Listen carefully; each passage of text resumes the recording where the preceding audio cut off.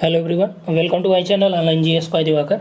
इस वीडियो में हम लोग यूपीपीएससी 2022 और समीक्षा अधिकारी मुख्य परीक्षा के फॉर्म की बात करेंगे। यहाँ पे देखिए मुख्य परीक्षा फॉर्म आपका आ चुका है। यहाँ आप एक्टिविटी जो डैशबोर्ड है इसमें जाके यहाँ पे देखिए आपका मेंस का फॉर्म है और ये मॉडिफाई करने का है। जैसे आप जीआईसी मेंस का यूपीपीएससी मेंस का फिल किए हैं सेम वही यहाँ पे भी है। और यहाँ पे आप देख सकते हैं ये आपका विज्ञापन है 2022 का, यानी यूपीपीसीएस 2022 का आपका विज्ञापन आ चुका है। और इसका एग्ज़ाम डेट आप कैलेंडर में देख चुके होंगे, पहले ही निर्धारित की जा चुकी है। और आपका जो परीक्षा तिथि है पीसीएस की ये आपका 12 जून है। ठीक, ये कैलेंडर जो यूपीपीएससी ने जारी किया था, आई थिंक ये 19 जनवरी 2022 के आसपास ये कैलेंडर जारी हुआ है। और टोटल कितनी परीक्षाएं होंगी, कब कब होगी, मुख्य परीक्षा कब है, सारा डिटेल आपका उसमें दिया गया है। ठीक, तो आइए हम लोग कंप्लीट डिटेल देखते हैं यूपीपीएससी का। जो पद दिए गए हैं उसकी योग्यता क्या रखी गई है। और एक और सूचना आप लोगों के लिए कि जो अभी आप यूपीपीएससी मेंस देने जा रहे हो, यदि आप उसमें देखिए डाइट प्रवक्ता या प्रिंसिपल का जो पद था, ठीक, जीआईसी प्रिंसिपल वाला, उसमें देखिए कुछ लोगों का लगभग 400 समथिंग लोगों का, यानी 500 के आसपास हैं इसमें। इतने लोगों का मेंस में जो जिन्होंने जैसे मेंस में फॉर्म भरते समय आपका एक्सपीरियंस सर्टिफिकेट भी मांगा था, तो उसमें जिन्होंने एक्सपीरियंस सर्टिफिकेट यहाँ पे अप्लाई नहीं किया है तो उनका ये फॉर्म रिजेक्ट कर दिया गया, उनको मुख्य परीक्षा नहीं देने का अवसर प्राप्त होगा। इसलिए आप लोग यहाँ पे जाके चेक कर लीजिए। और ये डिटेल यहाँ पे देखिए आया भी है, ये कॉलम आपका है, इस कॉलम में आप जाइएगा,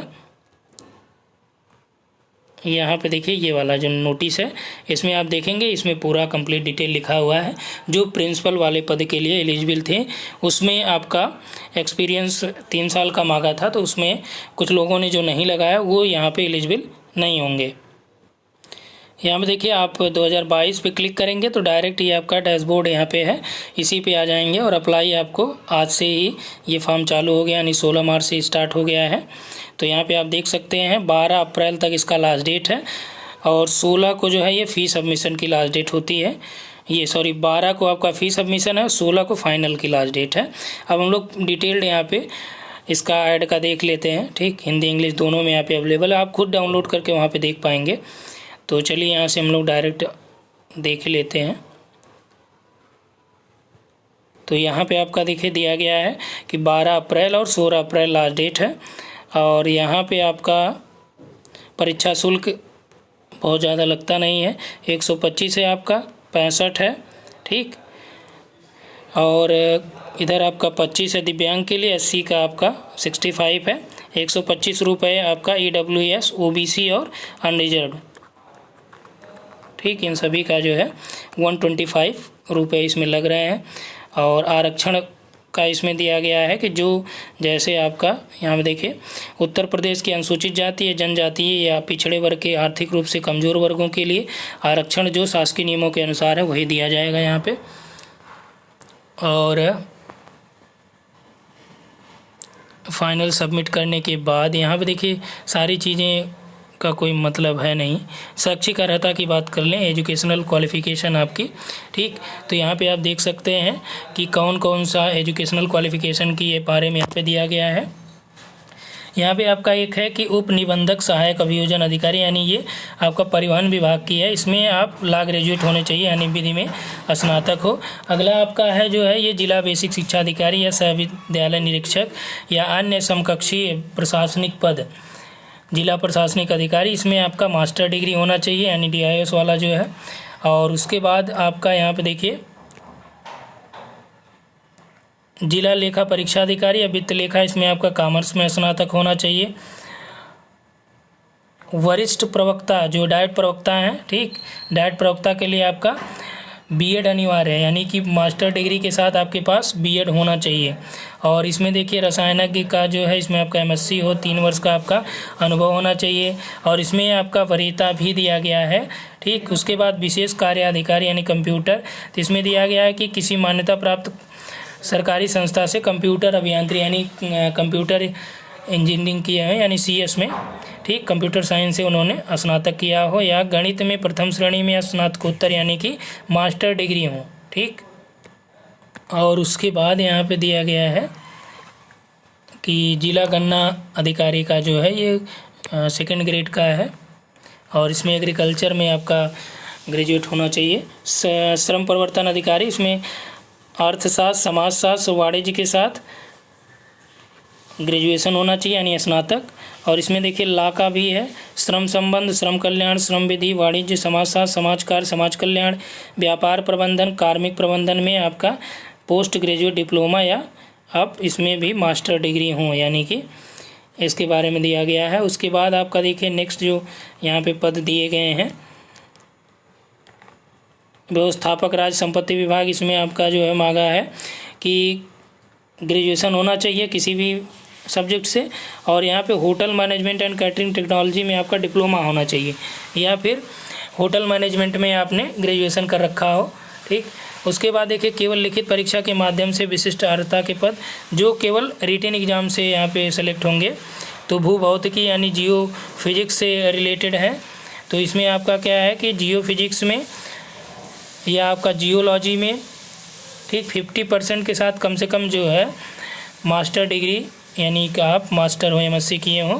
कर निर्धारण अधिकारी 55% अंकों के साथ कॉमर्स या अर्थशास्त्र में स्नातक की उपाधि हो यानी ग्रेजुएशन हो। ठीक, उसके बाद देखिए जो DSP के लिए यहाँ पे है कि क्या मापदंड होना चाहिए, तो DSP के लिए हाइट आपका लगभग 165 हो और चेस्ट का देखिए 84 है, बिना फुलाए, फुलाए हुए आपका 89 है। और यही SC के लिए आपका 160 है, 79 और 84 है। महिलाओं के लिए केवल हाइट है। ठीक, और SC ST की जो महिलाएं हैं उनके लिए यहाँ पे अलग है। और सभी श्रेणी में महिलाओं के लिए जो वज़न है वो 40 kg यानी इससे कम नहीं होना चाहिए। जिला कमांडेंट होमगार्ड वाला भी पद PCS के थ्रू ही होता है, तो इसमें पुरुष अभ्यर्थी का 165 है, सेम वही जो DSP का है। ठीक, महिला अभ्यर्थी के लिए 150 है, 79 और 84। हालांकि DSP में चेस्ट के लिए नहीं है, इसमें भी नहीं होना चाहिए। 3 पुरुष अभ्यर्थी कुमायूं गढ़वाल मंडलों और अनुसूचित जनजाति के अभ्यर्थियों के लिए जो 3rd नंबर का कॉलम दिया गया है इसमें कि ये वहाँ के क्षेत्र के हों जो कुमायूं या गढ़वाल मंडल के हों, या ST के जो अभ्यर्थी हैं उनके लिए 160 है, 84 और 89 है। अधीक्षक कारागार पद जो जेल अधीक्षक है उनके लिए देखिए इसमें दिया गया है कि जो पहाड़ी क्षेत्र वाले हैं चाहे कुमायूं या गढ़वाल संभाग के अभ्यर्थी हैं उनके लिए 163 से कम नहीं हो। ठीक, ये अधीक्षक कारागार पद हेतु है। आबकारी निरीक्षक जो आबकारी इंस्पेक्टर हैं उनकी बात यहाँ पे किया जाए तो आबकारी इंस्पेक्टर के लिए यहाँ पे दिया गया है पुरुष अभ्यर्थियों के लिए 167 और यहाँ पे 81.2 है, 86.2 है, ये आपका चेस्ट है। ठीक, महिलाओं के लिए 147 है, ये SC ST की महिलाओं के लिए। अन्य महिला अभ्यर्थियों के लिए 152 है। ठीक, कारागार पाल हेतु यहाँ पे देखिए 168 है। और इसके बाद हम लोग युवा कल्याण अधिकारी में 160, तो ये टोटल हो गया। आयु सीमा की हम लोग बात कर लें तो यहाँ पे देखिए 1 जुलाई 2022 को 21 वर्ष यदि आपकी आयु हो रही है और 40 वर्ष से अधिक नहीं होनी चाहिए, अर्थात कि आपका जन्म 1982 से पहले का ना हो और 1 जुलाई 2001 के बाद का नहीं होना चाहिए। ठीक, यानी कि 21 से लेकर 40 वर्ष की आयु तक आप इसमें फॉर्म फिल कर सकते हैं। और यहाँ पे देखिए आयु सीमा में छूट भी दिया गया है, किनको किनको दिया गया है। जो यूपी गवर्नमेंट में कर्मचारी हैं उनके लिए 5 वर्ष की छूट दी गई, यानी कि वो 45 साल के हैं तो भी अप्लाई कर पाएंगे। ठीक, उत्तर प्रदेश से के समाज के दिव्यांग अभ्यर्थियों के लिए अधिकतम आयु सीमा 15 वर्ष से अधिक होगी। उत्तर प्रदेश के आपात कमीशन प्राप्त अधिकारी, अल्पकालिक कमीशन प्राप्त अधिकारियों या भूतपूर्व सैनिकों के लिए अधिकतम आयु सीमा में सेना में की गई 3 वर्ष, यानी ये तो वरीयता की बात की जा रही है। ठीक, तो ये था कंप्लीट विवरण आप लोगों का। और मेंस के बारे में आप लोग जान ही रहे हैं। प्री में देखिए क्या क्या सिलेबस आएगा उसकी भी हम लोग बात कर लें यहाँ पे कि क्या क्या आपका एग्ज़ाम में यहाँ पे पूछा जाने वाला है। यहाँ पे देखिए UPPSS प्री की हम लोग बात करें तो ये आपका जो है आप जानते हैं कि प्री जो है ये आपका बहुविकल्पी होता है। मेंस में क्या होता है, ये रिटन एग्ज़ाम होता है आपका, लिखित परीक्षा इसमें होती है। उसके बाद लास्ट वाला आपका इंटरव्यू होता है। इसमें देखिए प्रारंभिक परीक्षा की हम लोग बात करें तो प्री में आपका जो है 2 पेपर होते हैं। एक आपका CSAT होता है। ठीक, CSAT में क्या होता है, केवल क्वालिफाइंग होता है। और आपका जो GS होता है यही आपका मेरिट निर्धारण की जाती है इसी से। देखिए यहाँ पे लिखा भी गया है कि प्रत्येक प्रश्न पत्र आपका ये 200 अंकों का होता है। सी सेट में 100 क्वेश्चन होते हैं, ठीक, और आपका जीएस में जो है 150 होता है, और दोनों का कितना है, ये भी 200 मार्क्स का, ये भी 200 मार्क्स का होता है, ठीक।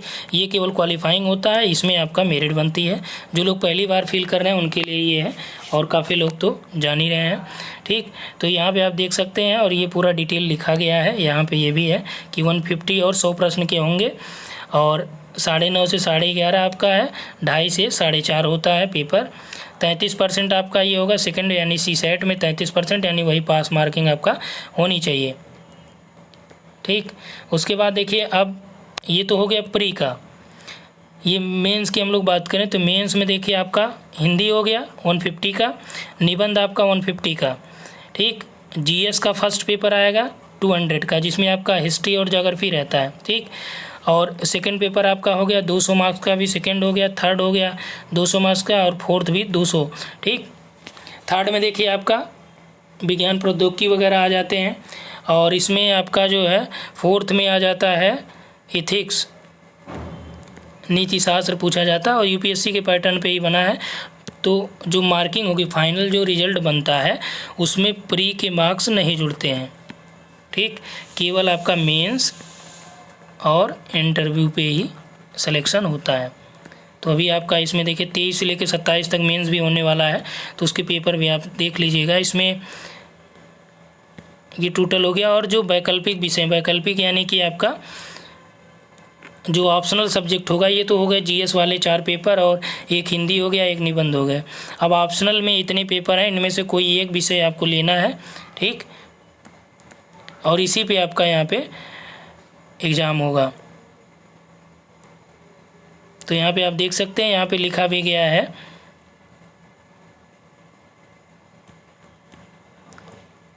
इंटरव्यू आपका होगा 100 मार्क्स का।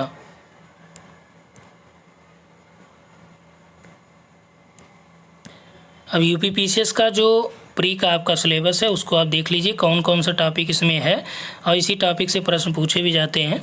इसमें देखिए आपका करंट होता है, राष्ट्रीय और अंतर्राष्ट्रीय हो गया, हिस्ट्री आपका हो गया, यानी कि भारत का इतिहास और राष्ट्रीय आंदोलन, इस वाले पोर्शन से ज़्यादा रहते हैं प्रश्न। भारत एवं विश्व का भूगोल, तो भारत का और विश्व का भौतिक, सामाजिक और आर्थिक भूगोल इसमें पूछा जाता है, यानी भारत का भूगोल ये जीएस वाले लेवल पे ही रहेगा, बहुत डीप नहीं पूछा जाता, ठीक। थ्योरीज वगैरह इसमें नहीं आती हैं, फिजिकल से ज़्यादातर पूछे जाते हैं। ज़्यादातर यदि आप मैपिंग यहाँ से देख लेंगे तो ये मैपिंग से सवाल यहाँ पे ज़्यादा आते हैं। और राजनीति एवं प्रशासन, संविधान, राजनीति व्यवस्था, पंचायती राज, लोक नीति, आधिकारिक मुद्दे, ठीक। ये आपका इकोनॉमिक हो गया, यानी इंडियन इकोनॉमी रहती है, भारतीय अर्थव्यवस्था है। इसमें देखिए आपका सतत गरीबी, गरीबी अंतर्विष्ट, जनसांख्यिकी, सामाजिक क्षेत्र, इनिशिएटिव। आगे हम लोग देखेंगे कि किस पार्ट से कितना पूछा गया है। पर्यावरण एवं पारिस्थितिकी संबंधी सामान्य विषय, इसमें देखिए आपका जैव विविधता, जलवायु परिवर्तन के विषय पे, और आपका इसमें इन्वायरमेंट पे, नॉर्मल टॉपिक पे, जैसे आर्द्र भूमियों के बारे में पूछ देता है, बायो रिजर्व के बारे में पूछ देता है, सामान्य विज्ञान से भी इसमें प्रश्न आएंगे, ठीक। अब यहाँ पे देखिए जो पूरा ऊपर दिया था वो शॉर्ट में दिया था, ये पूरा कंप्लीट डिटेल दिया है। तो यहाँ से आप क्या करिए, इसका स्क्रीनशॉट भी ले सकते हैं यदि आप इसको नोट डाउन नहीं करना चाह रहे हैं, तो ये पूरा आप स्क्रीनशॉट ले लीजिए, यहाँ तक आपका ये पूरा हो जाएगा, ठीक। सामान्य विज्ञान में देखिए एनसीईआरटी का वही 9-10 में आप देखेंगे तो मैक्सिमम प्रश्न उसी से आ जाएंगे। और यहाँ पे देखिए दिया है कि अभ्यर्थियों से ये है अपेक्षित होगा कि उत्तर प्रदेश के विशेष परिप्रेक्ष्य में उपयुक्त विषयों का उन्हें सामान्य परिचय हो।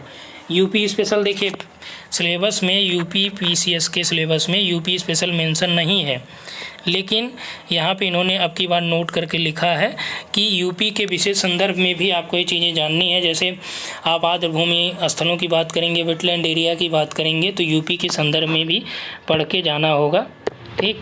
और हिंदी में देख लीजिए यहाँ पे जो आपका है जो सेकंड पेपर होगा यानी सी सेट, तो सी सेट में आप देख लीजिए सी सेट में क्या क्या रहेगा। सी सेट में आपका कॉम्प्रिहेंशन रहता है, और अंतर्व्यक्तिक कौशल से रिलेटेड प्रश्न आएंगे, तार्किक विश्लेषण यानी रीजनिंग वाला भी रहेगा, ठीक।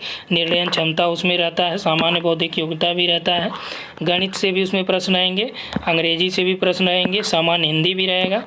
और यहाँ पर देखिए प्रारंभिक गणित जो रहता है उसमें कौन कौन सा पोर्शन है, ये आप स्क्रीनशॉट ले सकते हैं। इसमें आपका अंक गणित का हो गया, बीज गणित वाले बहुत ज़्यादा इसमें से प्रश्न नहीं आएंगे, ठीक।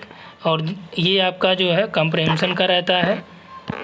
और इधर आपका जो हो जाता है हिंदी की हम लोग बात करें तो कॉम्प्रहेंशन वगैरह जो या फिलिंग ब्लैंक्स जो होता है ये आपका प्रीपोजिशन वगैरह यही सब भरने के लिए दिया जाता है। और हाई स्कूल लेवल का यहाँ पे देखिए हिंदी भी पूछा जाएगा, तो हिंदी में भी वही सब रहेगा। यहाँ से देखिए प्रश्न आ जाते हैं ज़्यादातर, एक पर्यायवाची भी देता है, विलोम शब्द भी आपका देगा ही। और उसके बाद यहाँ पे देखिए ये आपका मेंस का है, मेंस में हिंदी का पूरा ही दे रखा है, यहाँ से आप मेंस का स्क्रीनशॉट ले सकते हैं, ठीक।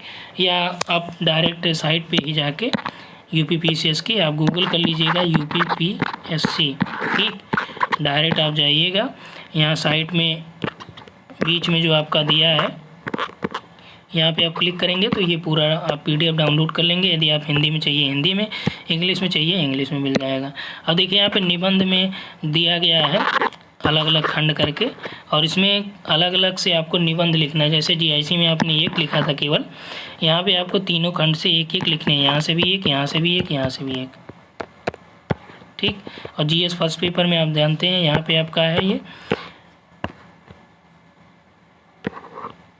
ये सारे आप स्क्रीनशॉट ले सकते हैं, या साइट पे जाके आप इसका PDF भी डाउनलोड कर सकते हैं। आपका जो ऑप्शनल सब्जेक्ट है, ऑप्शनल भी आप यहाँ पे देख पाएंगे, जो आपका ऑप्शनल सब्जेक्ट है, चाहे ज्योग्राफी हो, हिस्ट्री हो, पॉलिटी हो, जो भी हो, ठीक। तो ये है पूरा आपका डिटेल की UPPCS में कि पैटर्न क्या होता है, प्री में क्या पूछा जाता है, मेंस का जो सिलेबस है वो क्या है, ऑप्शनल में क्या आएगा, ये सारा चीज़ यहाँ पे दिया गया है, ठीक। तो इस वीडियो में इतना ही। Thanks for watching.